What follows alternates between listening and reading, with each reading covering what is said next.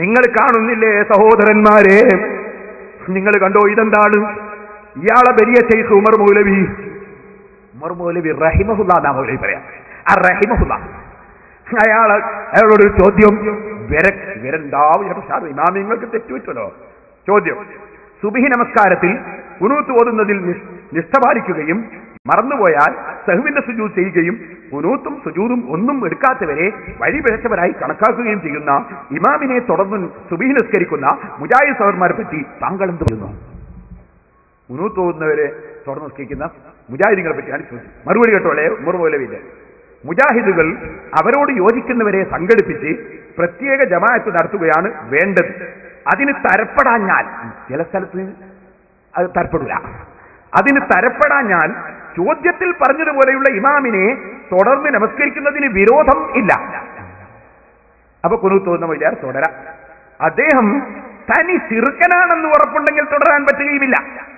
തനി ശിർക്കൻ എന്ന് പറഞ്ഞാലോ, മങ്കൂസ് മൗലിദ് ഓതുന്ന, മുഹീദ്ദീൻ റാത്തീബ് ചെല്ലുന്ന, മുഹീദ്ദീൻ മാല പാടുന്ന അങ്ങനത്തെ ആളാണെങ്കിൽ തുടരാൻ പറ്റൂല.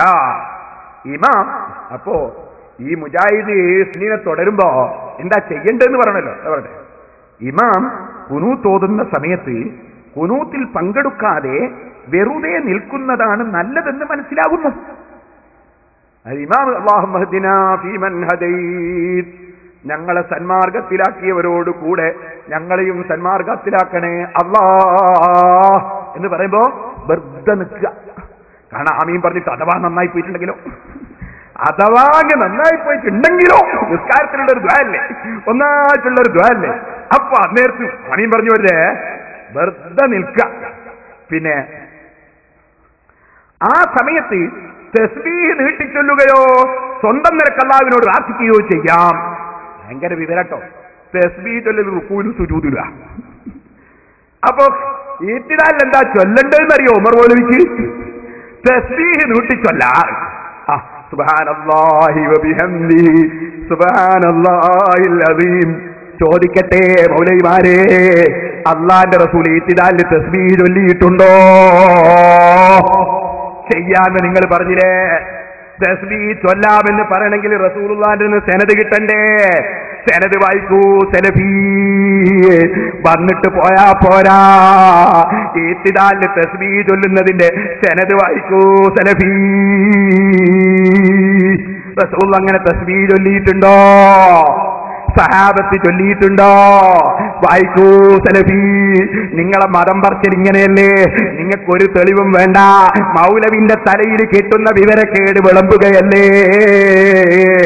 ഇനിയും കേട്ടോ, ആ സമയത്ത് തസ്ബീഹ് നീട്ടിച്ചൊല്ലുകയോ സ്വന്തം നിലക്ക് അല്ലാഹുവിനോട് പ്രാർത്ഥിക്കുകയോ ചെയ്യാം. അയാൾ വേറൊരു വിവരക്കേട്. എന്തിനാ ഖുനൂത്ത് എന്ന് പറയാ? അല്ലാഹുവിനോട് പ്രാർത്ഥിക്കുന്നതിനായി ഖുനൂത്ത് എന്ന് പറയാ. അത് സ്വന്തം നിലയ്ക്ക് ചെയ്യാൻ, അത് ചെയ്തുകൂടാന്നല്ലേ നിങ്ങളെ വാദോ? നിങ്ങൾ ഖുനൂത്ത് ഓതാൻ പാടി, ഖുനൂത്ത് എന്തിനാ പറയാ? ഈ നിസ്കാരത്തിന്റെ അവസാനത്തെ ഇത്തിദാലിന് ദുആ ചെയ്യുന്നതിനാണ് ഖുനൂത്ത് എന്ന് പറയാ. അത് ചെയ്യാൻ നിങ്ങൾ ഇപ്പൊ പറഞ്ഞില്ലേ? അപ്പൊ ഖുനൂത്ത് ഓതാം, ദുആ ചെയ്യാം. ഖുനൂത്ത് തന്നെ അല്ലാഹുമ്മ ഹ്ദിനി ഫീമൻ ഹദൈത എന്ന് പറയണോ? റബ്ബനാ ആതിനാ ഫിദ്ദുനിയ ഹസന വഫിൽ ആഖിറതി ഹസനത വഖിനാ അദാബന്നാർ എന്ന് പറഞ്ഞാൽ ഖുനൂത്ത് ആവൂലേ? ആകും. അല്ലാഹുമ്മ ഹ്ദിനി ഫീമൻ ഹദൈത എന്നത് പ്രത്യേക റിപ്പോർട്ട് വന്നതുകൊണ്ട് അത് കൂടുതൽ ഉത്തമമാണ്. ഇനി കേട്ടോളി, എന്നാ ഇനി ബാക്കി കേട്ടോളി. എന്നാൽ ആ ഖുനൂത്തിൽ പങ്കെടുക്കുന്നതിനും വിരോധമില്ലെന്ന് തോന്നുന്നു. ഇമാമിന്റെ കൂടെ നിസ്കരിക്കുമ്പോ ആ ഖുനൂത്തിൽ പങ്കെടുക്കുന്നതിനും വിരോധമില്ലെന്ന് തോന്നുന്നു.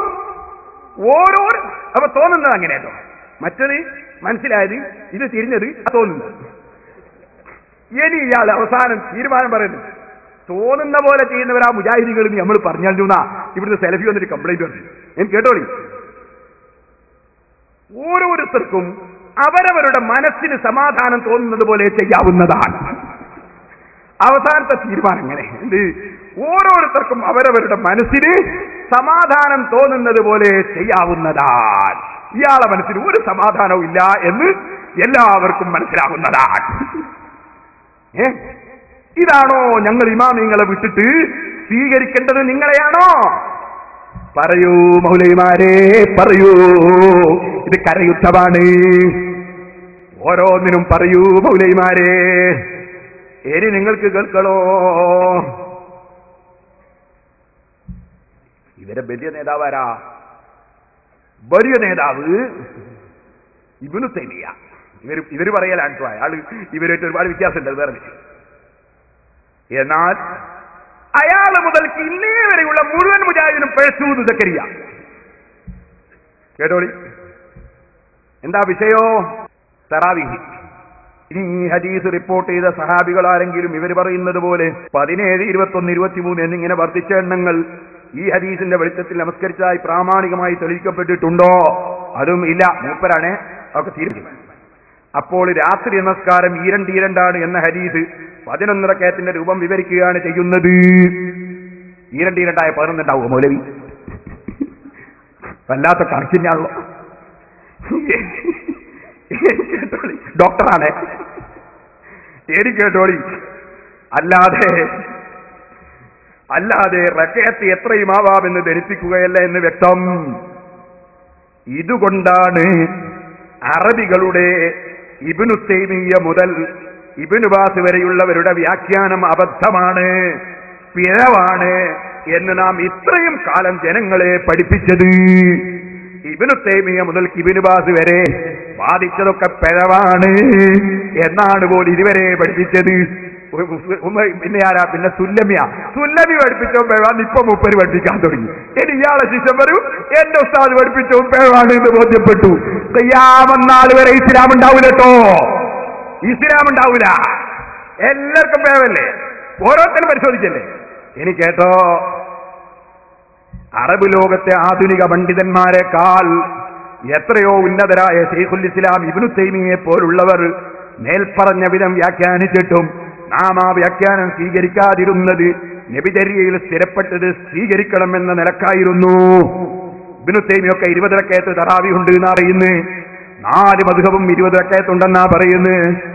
അത് ഇവര് സ്വീകരിക്കാതിരുന്നത് അവർക്കൊക്കെ പേച്ചൂന്ന് തിരിഞ്ഞതുകൊണ്ടാണ്. ഇനി കേട്ടോ, വ്യക്തികളെയല്ല തെളിവുകളെയാണ് മുജാഹിദ് പ്രസ്ഥാനം എക്കാലത്തും നോക്കാറുള്ളത്. ഈ അടുത്ത കാലം വരെ മുജാഹിദുകളിൽ ആർക്കും ഈ വിഷയത്തിൽ യാതൊരു വസുവാസും അങ്കലാപ്പും ആശയക്കുഴപ്പവും ഉണ്ടായിരുന്നില്ല. അതായത് ഇബ്നു തൈമിയെ സ്വീകരിക്കരുത്, ഒരു ഇബ്നു ബാസിനെ സ്വീകരിക്കരുത്, ലോകത്ത് ഒരു പണ്ഡിതനെ സ്വീകരിക്കരുത് എന്നതിന് യാതൊരു വസുവാസും ആർക്കില്ല, മുജാഹിദിയക്ക് ഇതുവരുണ്ടായില്ല. എന്നാ കേട്ടോളി. എന്നാൽ ഇപ്പോൾ മുജാഹിദുകളിൽ തന്നെ ചിലർ ഒരു വിഭാഗം അറബികളുടെ എത്രയും ആവാമെന്ന വാദത്തെ ഏറ്റെടുത്ത് പ്രചരിപ്പിക്കുകയും തങ്ങളുടെ വ്യതിയാനങ്ങൾക്ക് മറപിടിക്കുകയും ചെയ്യുന്നു എന്നതാണ് ഇന്നത്തെ പ്രശ്നം. ഇപ്പൊ മുജാഹിദിയുടെ പ്രശ്നം എന്താണ്? എത്രയാകെ തറാവീഹ് ഒരു കൂട്ടർ പറയുന്നു. പ്രശ്നം തീരലപ്പാ മൗലവി, പ്രശ്നം തീരലപ്പാ, ഇസ്ലാമിലെ പ്രശ്നം തീരലപ്പാ. നിങ്ങൾ ഇമാമിങ്ങളെ തള്ളണമെന്ന് യഹൂദികൾ നിങ്ങൾക്ക് ക്ലാസ് എടുത്തു തന്നത് ഇസ്ലാമിക രംഗത്തെന്നും പ്രശ്നമുണ്ടാകാനാണെന്ന് ഞങ്ങൾക്ക് വ്യക്തമായി അറിയാം. നിങ്ങൾ ഇവിടെ പ്രസംഗിക്കുന്ന ശാദുലി റാത്തീബ് ചൊല്ലുന്നവര് യഹൂദികളാണ് നിങ്ങൾ ഇവിടെ പ്രസംഗിച്ചിട്ടുണ്ട്. ഇൻഷാ അല്ലാഹ് ഞാൻ നാളെ അതിലേക്ക് കടന്നു വരും. അതുകൊണ്ട് തന്നെ പറയട്ടെ, നിങ്ങൾ യഹൂദികളുടെ അച്ചാരം വാങ്ങിയിട്ടുണ്ടെങ്കിൽ അത് തിരിച്ചു കൊടുക്കേണ്ട സമയമായിട്ടുണ്ട് കേട്ടോ. നിങ്ങളെ കൂട്ടത്തിൽ തന്നെ പെട്ടവര് പടയൊരുക്കം തുടങ്ങിയിട്ടുണ്ട്. ഇനി ഞാൻ ചോദിക്കട്ടെ, തറാവീഹിന്റെ കാര്യത്തിൽ നിങ്ങൾ എത്ര കാരണം പറഞ്ഞു? ഞാൻ ഓരോന്നോരോന്നങ്ങ് പറയാം, കേട്ടോളൂ. അതാ തറാവീഹിന്റെ വിഷയത്തിൽ മാത്രം നിങ്ങൾ എത്രയെത്ര കാരണം അറിഞ്ഞു. സുബ്ഹാനല്ലാഹ്, അതുണ്ടോ പറഞ്ഞാൽ തീരുന്നു. ആദ്യം നിങ്ങൾ എഴുതി 20 റക്അത്ത്, തറാവീഹ് 20 കേട്ടോ. തറാവീഹ് റമദാനിൽ മാത്രമേ ഉള്ളൂ. സമയം വിത്റിന്റെ സമയം തന്നെ. ഇത് 20 റക്അത്താണ്. എല്ലാ 2 റക്അത്തിലും സലാം വാജിബുണ്ട്. ഇത് നിങ്ങളെ മദ്രസയില് ഇ കെ മൗലവി എഴുതിയ പുസ്തകത്തിലുള്ള വാചകമാണ്. അപ്പൊ ഇ കെ മൗലവി എന്ന നിങ്ങളെ മുജാഹിദിന്റെ മദ്രസയെ പഠിപ്പിച്ചു തറാവീഹ് റമദാനിൽ മാത്രമേ ഉള്ളൂ. സമയം വിത്റിന്റെ സമയം തന്നെ 20 റക്അത്താണ്. എല്ലാ 2 റക്അത്തിലും സലാം വാജിബുണ്ട്. ഞങ്ങൾ പറയുന്ന അതേ ആശയം അതാ നിങ്ങളുടെ ഈ കെ മൗലവി എഴുതി. പിന്നെ നിങ്ങൾ എന്താ ഈ മുസ്ലിമീങ്ങളൊന്ന് നോക്ക്, ഇവരെവിടെയാ എത്തിയത്?